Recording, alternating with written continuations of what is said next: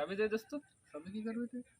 আর তুই জানিস না তাই ওই স্পিড নিতে গেছে, স্পিড না নিলি যে ঘুষিটা কিনে মারবে না, এক ঘুষিতে থুতপা উড়িয়ে দিয়ে ও নিচেই পড়বে নি।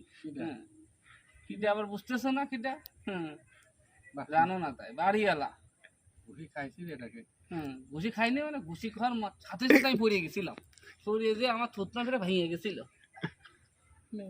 দে চাবি নে তো, তোর মায়ের বাসা। এ কিসের চাবি? এটা কি গাড়ির চাবি নাকি? আরে মাইক্রো চাবি দে, স্পিড নিয়ে আসতে যাবো কি মোটরসাইকেল চাবি দে? মাইক্রো আমার কয়েছে মাইক্রো চাবি দিয়ে স্পিড নিয়ে আসছি, বুঝিস না তুই? দেখ মাইক্রো চাবি দে। চাবি দাও। থাক।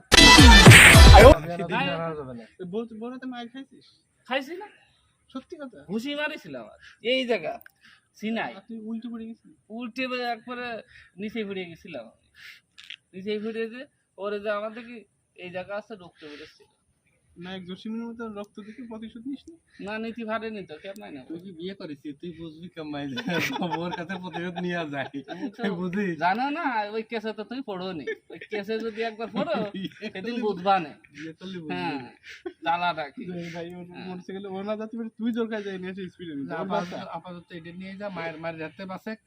হ্যাঁ হ্যাঁ, ঠিকই কইছো বন্ধু, তুমি আমার দুঃখটা বুঝতেছো।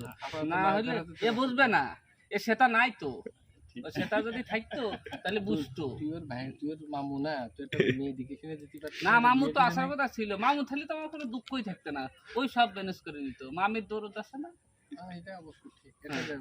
ঠিক আছে, মারির হাতে বাসো যে স্পিড কিনে। ঠিক আছে বন্ধু, আমি যাই।